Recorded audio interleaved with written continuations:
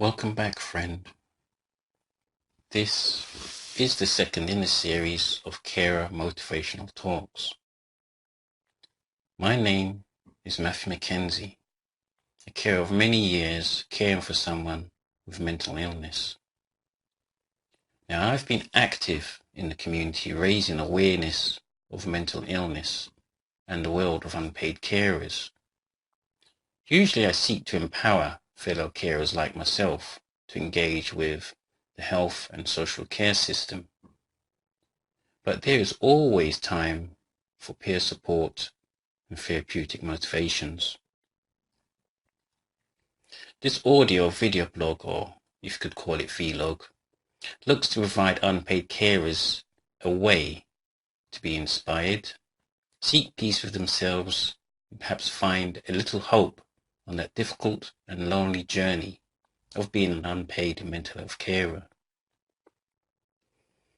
As like the first video, I will describe the particular topic, and then when I'm about to do a motivational segment of the video, I will say motivational segment or section starting now and count down from there. Now, as a reminder, I am no mental health professional. I'm not trained in it. And sometimes I'm even at odds with the modern field of psychiatry and psychology. But as with the service user, those who deal or work with mental health should have the opinion, no, the right to feedback. So for today's inspirational carer talk, which is aimed at unpaid carers caring for someone with mental health needs, the topic of today is finding faith in yourself. So why is finding faith in yourself so important to carers?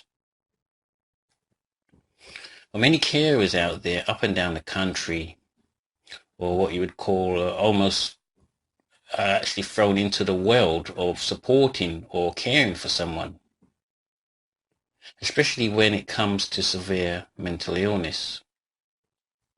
When I mean mental illness, I'm talking about perhaps someone suffering from self-harm that the person is caring for, or someone suffering depression or chronic depression, form of psychosis, schizophrenia, eating disorders, bipolar, and more. It's like you could never really expect these issues. Now, because carers feel that they are thrown into filling in a role they might not have much clue about, let alone mental illness, carers can begin to lose faith, especially if they have been let down, which can occur all too often. When carers begin to lose faith in themselves, a number of things could happen. The carer can become depressed, feel they do not know what they're doing, or perhaps they do not belong.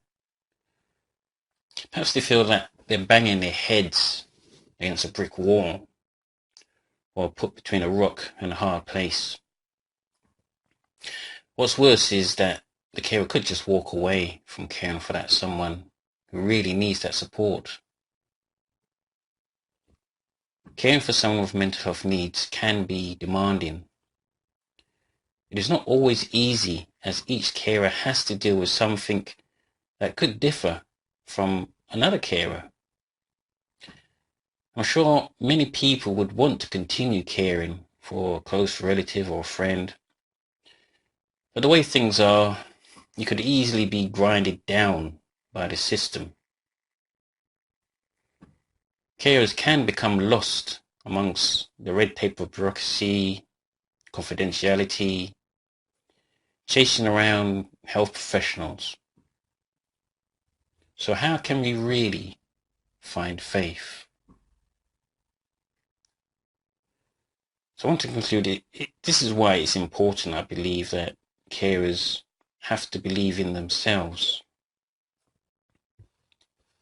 Please listen to this audio if you are a carer for a space in healing, thought, and reflection. Motivational section starting in 5, 4, 3, 2, 1. You have been through a lot, even before you took on the role in caring for someone. But because you are caring for someone, there will be times that you will doubt yourself. It's okay. There is not one person in the world that couldn't doubt themselves. We're all human, and doubting ourselves comes with the territory, especially when the territory gets tough.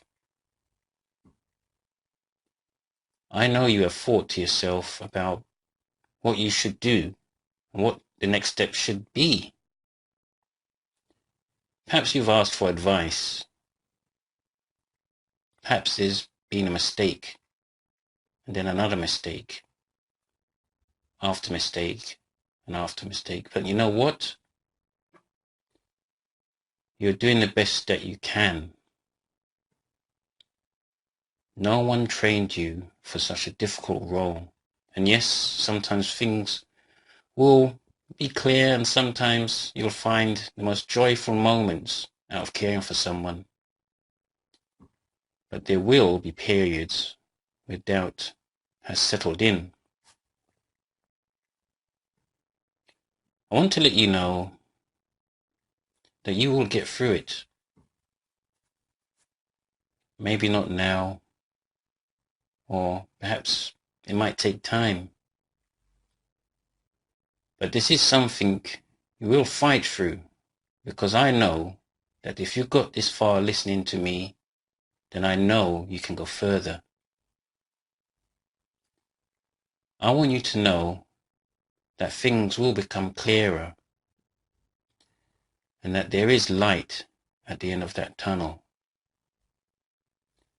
No one but yourself should tell you that you are doing this all wrong, because they need to be walking in your shoes. They would need to experience what you have experienced. We just cannot get things right all the time. So it's okay. There will be times when you just do not know what to do, even if no one is telling you anything. I just want you to hang in there and don't give up and don't give in. You're doing the best that you can. Now, this audio is about to finish. I just want you to reflect on what I've said. And if you have forgotten already, then please come back and listen to this audio again. This concludes the first session, or maybe I should repeat that, the second session, and I'll try to release another next time. Thank you for listening.